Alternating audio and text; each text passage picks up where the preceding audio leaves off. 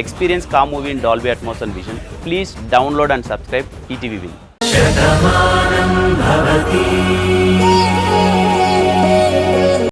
రామకృష్ణ, వాడెవడో వెంటనే మన దగ్గరికి రావాలి, లేదా వాడెక్కడుంటాడో చెప్పు. భాను గురించి వాడికి తెలిసింది నిజమే అయితే ఖచ్చితంగా భాను మనకు దొరుకుతుంది. కానీ ఆ అమ్మాయి పేరు భాను అని చెప్పలేదు మేడం, రాధా అని చెప్పాడు మేడం. రాధా అన్నాడా? అవును సార్, రాధాది మా ఊరే అని చెప్పాడు. నువ్వు చెప్తుంది ఎవరి గురించి? అదే మేడం, నిన్న నైటు మీరు వచ్చేసరికి ఒకడు మీకు దండం పెట్టాడు కదా, రుద్రప్ప అని. వాడే ఈ అమ్మాయి గురించి చెప్పింది. వాడా? వాడు ఫుల్లుగా తాగి ఉన్నాడని కదా మీరు స్టేషన్కి తీసుకొచ్చారు. మరి వాడు గుర్తుపట్టడం ఏంటి? తాగున్నాడని నువ్వే చెప్తున్నావు కదా ప్రీతి, తాగిన వాడి మాటలు ఎలా నమ్ముతాం? వాడా మైకల్లో ఎవరి ఫోటో చూసి ఎవరనుకున్నాడో. భాను పేరు రాధా అన్నప్పుడే వాడు చెప్పింది తప్పని అర్థమవుతుంది కదా. భాను లేదు, తను మా అందరినీ వదిలేసి వెళ్ళిపోయింది. అనవసరంగా తను బతుకుందన్న అపోహలో ఏవేవో ప్రయత్నాలు చేశాను. చివరికి మిమ్మల్ని కూడా ఇబ్బంది పెట్టాను. ఈ విషయాన్ని ఇక్కడితో వదిలేయండి. వస్తాను.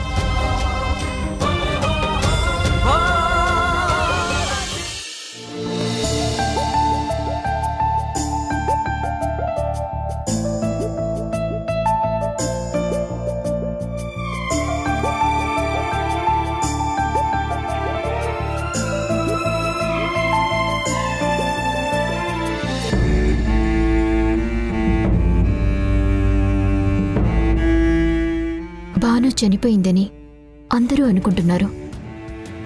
కానీ ఆ రోజు నేను ఆడిన నాటకం నాకు మాత్రమే తెలుసు. మరి ఇన్ని రోజులు గడిచినా భాను తిరిగి రాకపోవడం ఏంటి? అంటే నిజంగానే భాను చనిపోయిందా, లేక ఇంటికి రాకూడదని శాశ్వతంగా దూరం అయిపోయిందా? నా గురించి భాను ఎంక్వైరీ చేస్తూ ఉంటే ఈ పాటికి ఖచ్చితంగా వచ్చుండేది. భాను వచ్చి నన్ను నిలదీసుంటే నేను కూడా నిజాన్ని ఒప్పుకొనుండేదాన్ని. అప్పటి నీలిమ ఇప్పుడు లేదు. నాలో కూడా పూర్తిగా మార్పొచ్చింది భాను అని చెప్పాలనుకున్నాను. కానీ భాను రాలేదు. ఇంకా ఎప్పటికీ రాదు అని నాకు కూడా అర్థమైంది. నన్ను క్షమించు భాను. ఒకప్పుడు స్వార్థంతో నిన్ను ఈ ఇంటికి దూరం చేయాలనుకున్నాను. ఈ లోకం నుంచి పంపించేయాలి అనుకున్నాను. నీ స్థానాన్ని నేను ఆక్రమించాలి అనుకున్నాను. నీ మీద నేను ఎంత పగని పెంచుకున్నా నువ్వు మాత్రం నేను మారాలి అనే చూసావు.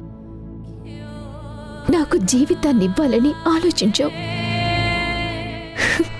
నీ అంత గొప్ప మనసుని నేను అర్థం చేసుకునేసరికి నువ్వు ఎవ్వరికీ కనపడకుండా వెళ్ళిపోయావు. ఇప్పుడు ఈ ఇంట్లో అందరూ నన్ను అభిమానిస్తున్నారు. నేనింకా నీ స్థానంలో కార్తీక్ భార్యగా రాబోతున్నానని ఆంటీ కూడా నిర్ణయించారు.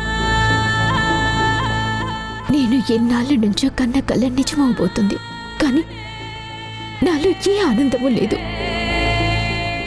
ఒకప్పుడు నీ విషయంలో చేసిన ద్రోహం నాకు గుర్తొస్తుంది. అది నన్ను మరింత బాధపెడుతోంది. కానీ ఒకటి భాను, నువ్వు లేని ఈ ఇల్లు శూన్యంలో మారిపోయింది. అందరూ బాధలో మునిగిపోయారు.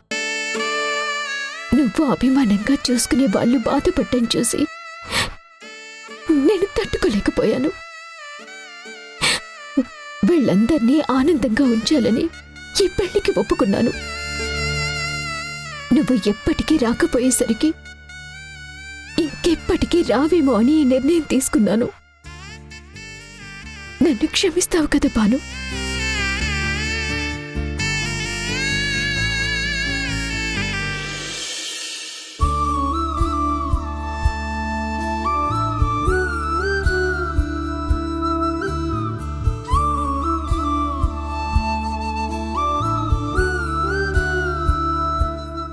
అబ్బా, ఇక నా వల్ల కాదండి, వెనక్కి వెళ్ళిపోదాం. లేదు రాధా, ఇంకొంచెం సేపు నడువు. నువ్వు వాకింగ్ చేయడం మంచిదని భార్గవి చెప్పింది. నడవడం నీకు కష్టంగా ఉన్నా కడుపులో పెరుగుతున్న బేబీ కోసం నువ్వు నడవాలి.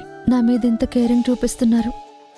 మీరు నన్ను ఇలా చూస్తున్నందుకు మీ ఇంట్లో వాళ్ళు కూడా మిమ్మల్ని తప్పుపడుతున్నారు. మిమ్మల్ని ఎంతగానో అభిమానించి మీ అమ్మగారు కూడా కోపాన్ని పెంచుకుంటున్నారు. మీ వాళ్ళని దూరం చేసుకుంటూ నా మీద ఎంత కన్సర్న్ చూపించడం కరెక్టేనా? నిన్ను నాకన్నా ఎక్కువగా అమ్మ అభిమానించింది రాధా. కానీ అనుకోకుండా ఇలా జరిగిందని తెలిసేసరికి అమ్మ తట్టుకోలేకపోతుంది. పరువే ప్రాణంగా బ్రతికే మనిషి ఆ పరువుకి ఎక్కడ భంగం వాటిల్లుతుందో అని అమ్మలా మాట్లాడుతుందేమో. అంతే. అమ్మ మనసేంటో నాకు పూర్తిగా తెలుసు. తొందరలోనే అన్నీ సర్దుకుంటాయి. తల్లిని బిడ్డని ఈ ప్రపంచంలో ఏ శక్తి వేరు చేయలేదు. అలాగే నిజమైన ప్రేమని ఎవ్వరూ దూరం చేయలేరు. అన్నయ్య ఎలా ఉన్నారు? హే, బావున్నాన్రా. మీరెలా ఉన్నారు? మీరుండగా మాకేమన్నయ్య, మేం బానే ఉంటాం. ఏంటి, ఎక్కడికి వెళ్తున్నారు? మీ ఇంటికే వస్తున్నామన్నయ్య. ఈలోపు మీరే ఎదురుపడ్డారు. వదిన, మీ ఆరోగ్యం ఎలా ఉంది? వీళ్ళను గుర్తుపట్టలేదు కదా? వీళ్ళు మనకి బాగా తెలిసిన వాళ్ళు. ఈ ఊర్లోనే ఉంటారు. జాహ్నవి, గీత. అవును వదినా, ఇక్కడ పొలం పనులు చేసుకుంటూ బతకడమే మా బతుకు అనుకున్నాం. మీరు వచ్చి ఒక మాట చెప్పాకే మా జీవితాల్లో వెలుగొచ్చింది. అన్నయ్య మమ్మల్ని చదివిస్తున్నారు. ఇప్పుడు మేం చదువుతున్నాం. మేం కూడా చదువుకోవాలనే ఆశ మాకున్నా చదివించే స్తోమత మా ఇంట్లో వాళ్ళకి లేదు. మీ చొరవతో, అన్నయ్య అభిమానంతోనే ఇప్పుడు మేము చదువుకోగలుగుతున్నాము. ఎప్పటికీ మీకు రుణపడి ఉంటాము. విన్నావు కదా రాధా, నువ్వు ఈ ఊరొచ్చిన దగ్గర నుంచి నీ వల్ల ఇక్కడ అందరికీ మంచి జరిగింది. అందుకే నువ్వంటే ఈ ఊరికి అంత అభిమానం. అవన్నీ నీకు గుర్తుకు రావాలని మేమందరం కూడా కోరుకుంటున్నాం. నా గతాన్ని నేను మర్చిపోయినా ఆ గతం తాలూకు గుర్తులు మీరు అనుక్షణం నాకు గుర్తు చేస్తూనే ఉన్నారు. కానీ ఎందుకో అవి నా ఊహకు కూడా అందడం లేదు. అన్నయ్య మీ పక్కనుండగా మీకు ఎలాంటి బాధ ఉండదు. అన్ని విషయాలు మాకు చెప్పారు. మీకు ఇలా అయినందుకు మాకు బాధగానే ఉంది. కానీ ఒక్కటొదినా, తప్పకుండా మీకు గతం గుర్తొస్తుంది. మళ్ళీ మీరు అన్నయ్య సంతోషంగా ఉంటారు. మీకోసం మేమిద్దరం కలిసి ఒక గిఫ్ట్ తీసుకొచ్చాం. తీసుకోండి. నాకా? నాకెందుకు? చెప్పాం కదా వదినా, మీరన్నా అన్నయ్య అన్నా మాకెంతో ఇష్టమని. అందుకే సిటీ నుంచి వస్తూ మీకోసం ఇది తీసుకొచ్చాం. తీసుకోండి. అభిమానంతో తెచ్చారు కదా, తీసుకోరాదా?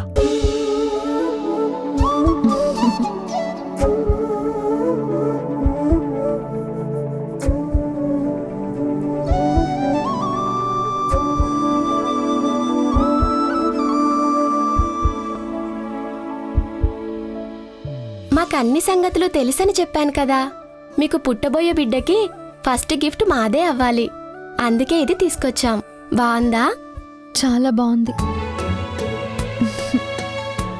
నా కడుపులో పెరుగుతున్న రూపం ఇంకా బయట ప్రపంచాన్ని చూడకముందే తన కోసం ఆశించే మనుషులు ఇలా ఉన్నారని తెలిస్తే వినడానికి, ఊహించడానికి కూడా చాలా బాగుంది.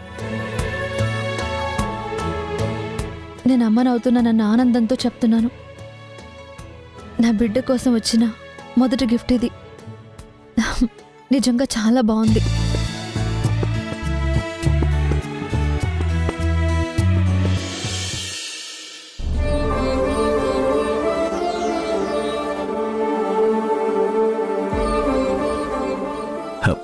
అరే వాసు, నువ్విలా నడిచొస్తుంటే నిజంగా నాకెంతో ఆనందంగా ఉందిరా. ఇన్ని రోజులు నా స్నేహితుడు ఇంకెప్పటికీ నడవలేడేమో అని భయపడ్డాను. కానీ నువ్వు మళ్ళీ ఇలా లేచి నడుస్తున్నందుకు మాకు చాలా హ్యాపీగా ఉందిరా.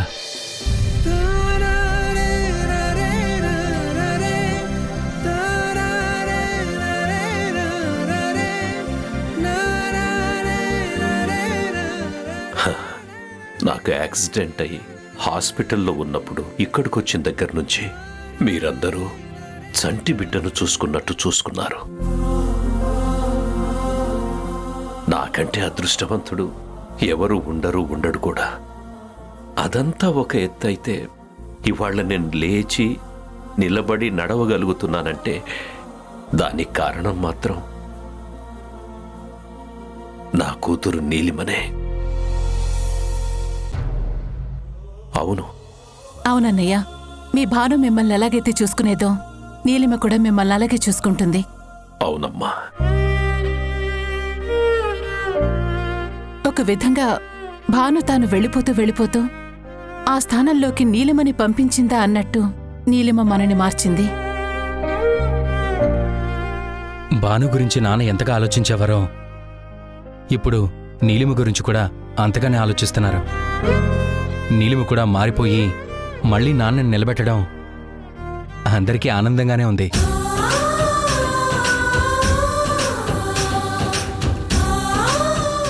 అవునే, ఒకప్పుడు ఈ నీలిమని చూస్తే మిడిగుడ్ల దానా అంటూ నేనే నానా మాటలు అనేదాన్ని. ఎందుకంటే అప్పుడు దానికి వంకర బుద్ధి ఉండేది, అందరి నాశనం కోరుకునేది. కానీ ఇప్పుడు మారిపోయింది. ఈ ఇంటి సంతోషాన్ని కోరుకుంటుంది. ఈ ఇంట్లో వాళ్ళందరూ బావుండాలని మనస్ఫూర్తిగా కోరుకుంటుంది. అది మారిందని చెప్పడానికి నిదర్శనమే ఈ రోజు వాసు మన కళ్ళ ముందు ఇలా నిలబడ్డాం. ఒసై నీలిమా, ఇన్నాళ్ల తర్వాత నీ మీద నాకు అభిమానం పుట్టింది. బామ్మ, అప్పుడు మీరు నన్ను తిట్టినా నా మంచి కోసమే చెప్పారని నాకిప్పుడు అర్థమైంది. మంచి ఎప్పుడు మంచే చేస్తుందని మీరు చెప్పిన మాట ఇప్పటికి నాకు అర్థమైంది. అది సరే మావయ్య, ఇంతకీ మీరు ఇంత పొద్దున్నే ఎక్కడికి బయలుదేరారు?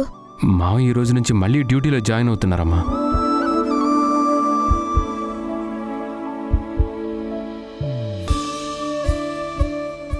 అదేంటి నాన్న, మీరు ఆఫీస్కి వెళ్తున్నారా?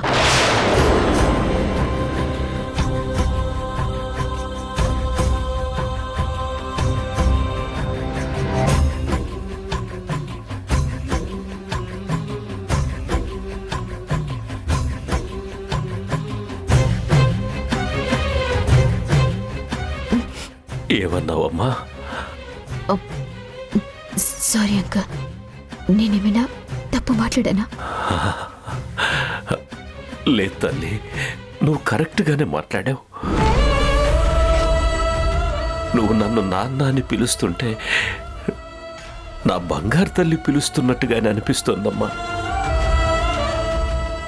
దేవుడు నాకొక కూతుర్ని దూరం చేసి నీ రూపంలో నాకొక కూతుర్ని దగ్గర చేశాడమ్మా. ఇక నుంచి నువ్వు నన్ను నాన్న అనే పిలువు. నేను నీకు నాన్ననేరా.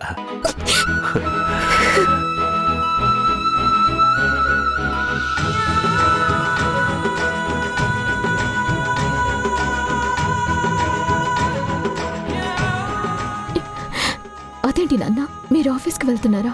రెస్ట్ తీసుకోవచ్చు కదా. లేదు తల్లి, ఇన్ని రోజులు రెస్ట్లోనే ఉన్నానుగా. కదలాలనుకున్నా కదల్లేని పరిస్థితుల్లోనే బతికాను. అందుకే మళ్ళీ నేను ఆఫీస్కి వెళ్తే నాకు కూడా కాస్త రిలీఫ్గా ఉంటుంది. నేను ఇవాల్టి నుంచి డ్యూటీలో జాయిన్ అవుతానని కలెక్టర్ గారికి చెప్పాను. ఆయన రమ్మన్నారు. సరే, మరిక నేను బయలుదేరుతాను. నేను అని ఒక్కడి గురించి చెప్పకురా, నీతో పాటు నేను కూడా వస్తున్నాను. అన్నయ్య అంటే ఆఫీస్కి వెళ్తున్నారు, మరి మీరెక్కడికి వెళ్తారు? ఇన్నేళ్ల తర్వాత నా స్నేహితుడు ఒంటరిగా వెళ్తున్నాడు. వాణ్ణెలా వదిలేస్తాను చెప్పు? అందుకే ఈ రోజంతా వాడితోనే ఉంటాను. వాణ్ణి తీసుకుని అలా బయటికి వెళ్ళడం నాకెంతో ఆనందంగా ఉంటుంది. ఇదిగో, ఎవ్వరూ అడ్డు చెప్పడానికి వీల్లేదు, సరేనా? మీ ఇద్దరినీ విడదీయాలని ఎవ్వరూ అనుకోలేదు. ఒకటిగా వెళ్తామంటే ఎవరు ఆపుతారు? అది మా మనోహర్ అంటే. పదరా పద.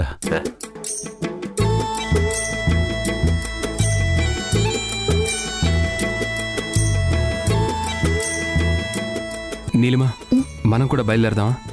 సరే కార్తీక్. రే కార్తీక్, చాలా రోజుల తర్వాత ఆఫీస్కి వెళ్తున్నా. ఇన్ని రోజులు మనింట్లో ఉండేటువంటి ఒక మనిషిగా నీలిమ ఆఫీస్కి వచ్చేది.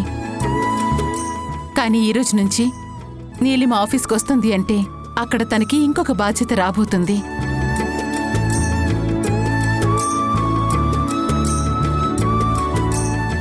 జరిగిపోయినటువంటి ఘటన మనమందరం మర్చిపోయాం. ఇక మనం భవిష్యత్తు మాత్రమే ఊహించుకుందాం. జరిగిన దాన్ని మీరందరూ మర్చిపోవచ్చు, కానీ భానుని నేను ఎప్పటికీ మర్చిపోలేను.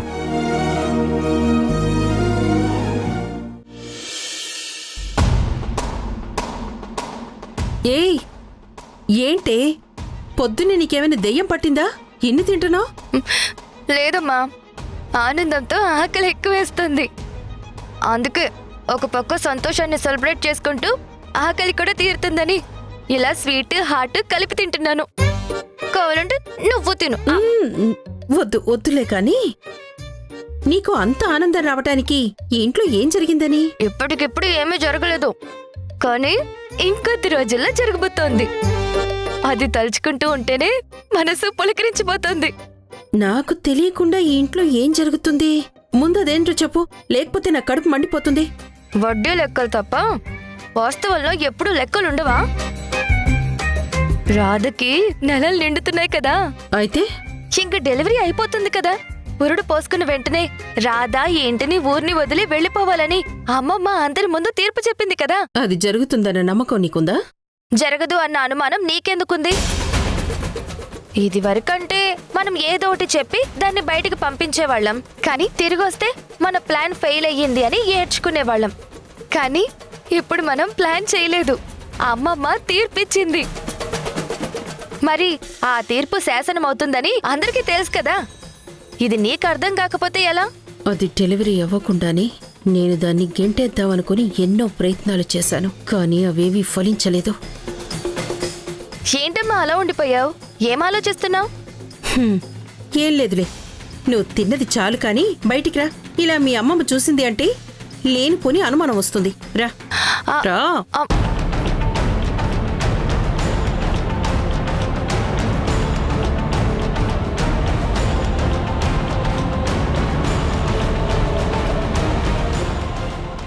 ఏంటమ్మా వాకింగ్ కని వెళ్ళారు? చేతిలో ఆ బాక్స్ ఏంటమ్మా? బయటికి తీసుకెళ్ళింది తమ్ముడు కదా, ఏదైనా కొనిచ్చాడేమో.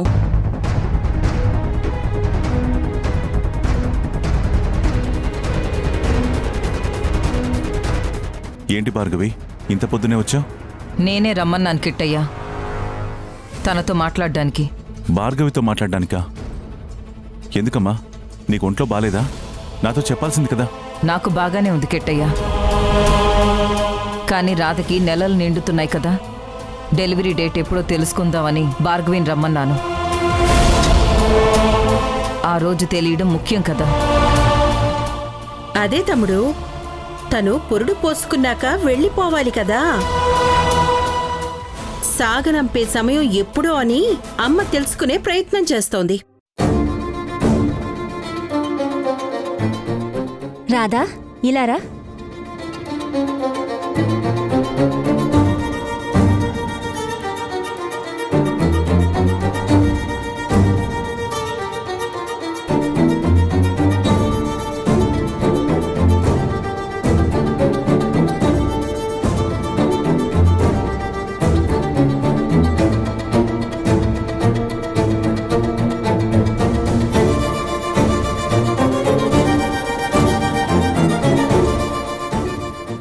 ఇప్పుడు నీ ఒంట్లో ఎలా ఉంది?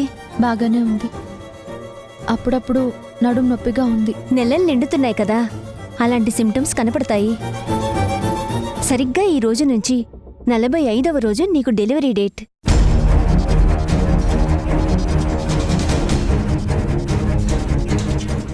ఇంకో 1.5 మంత్లో నీ కడుపులో రూపం పోసుకుంటున్న ఆ పసిబిడ్డని నువ్వు కళ్ళారా చూస్తావు. తనని జాగ్రత్తగా చూసుకో. అలాగే, వస్తానండి.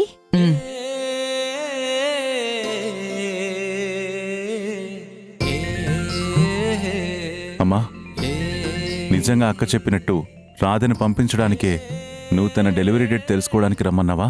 ఒక నిర్ణయం తీసుకున్నాక ఆ నిర్ణయానికి కట్టుబడి ఉండాలి కదా కిట్టయ్యా. అదేం తప్పు కాదు కదా. రాధ డెలివరీ డేట్ అయ్యాక తను వెళ్ళిపోతాను అంటే తననంత తేలిగ్గా ఎలా పంపిస్తాను? అదేంటి మావయ్య, పంచాయతీలో తీర్పుకి నువ్వు కూడా ఒప్పుకున్నావు కదా, మళ్ళీ ఇప్పుడు ఇలా ఎలా మాట్లాడుతున్నావు? సత్య, ఇది పెద్దవాళ్ళ విషయం, నీకు అనవసరం అనుకుంటాను. నోరు మూసుకొనుండు. విషయం పెద్దవాళ్లదైనా సత్య నిజమే అడిగింది కల్కి. సమాధానం నేను చెప్తాను. డెలివరీ సమయంలో రాధకి గతం గుర్తొస్తుందని ఇదివరకే డాక్టర్ చెప్పారు. దీని గతం గుర్తొచ్చింది అంటే అది నా ప్రాణం మీదకొస్తుంది. అప్పుడు ఇంట్లోంచి వెళ్ళేది అది కాదు, నేను. గతం గుర్తొచ్చాక జరిగిందేంటో నా రాధ నాతో చెప్తుందమ్మా. నిజంగా ఇంటి నుంచి వెళ్ళిపోయాక తనకి కుటుంబం ఏర్పడి అక్కడ తన వాళ్ళు తన కోసం ఎదురు చూస్తున్నారని తెలిస్తే నేనే స్వయంగా రాధని తీసుకెళ్ళి వాళ్ళకి అప్పచెప్పొస్తాను. ఒకవేళ అలా కాకపోతే? నా రాధ మోసపోయినా మరే కారణం వల్ల తనకిలా జరిగినా అది తన తప్పు వల్ల జరిగినట్టు కాదు.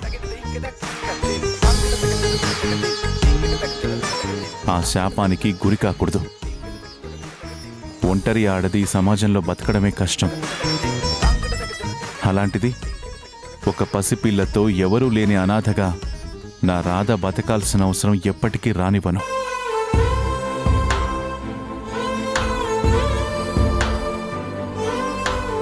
నువ్వెంతో గొప్ప మనిషివమ్మా. ఎదుటి వాళ్ల కష్టమంటే చెలించిపోయే మనసు నీలో ఉంది. అలాంటిది నువ్వు నా రాధ విషయంలో ఇంత కఠోరంగా ఉంటావని అనుకోలేదు. నిజంగా రాధ మోసపోయింది అనుకుంటే తను మనతో పాటు ఇక్కడే ఉంటుంది. అందుకు నువ్వు అనుమతిస్తావు కదా?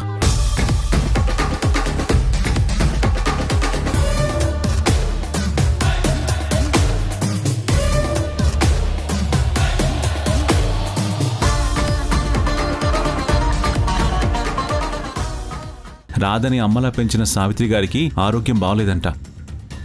మమ్మల్ని చూడాలి అనుకుంటుంది. అందుకే నేను రాధ వెళ్తున్నా. అంత దూరం ప్రయాణం ఎందుకు కిట్టయ్యా? రోజులు దగ్గర పడుతున్నాయి కదా, అందుకే. ఇప్పుడు తను పెరిగిన అనాథాశ్రమానికి తీసుకువెళ్తున్నాడు. అక్కడ రాధకి గతం గుర్తొచ్చేస్తుందేమో, ఏం చెప్తుందా విందామని తీసుకెళ్తున్నాడు. ఒకవేళ తను అన్నీ చెప్పేస్తే తాళి కట్టేస్తావా తమ్ముడు? నీ భార్యం చేసేసుకుంటావా?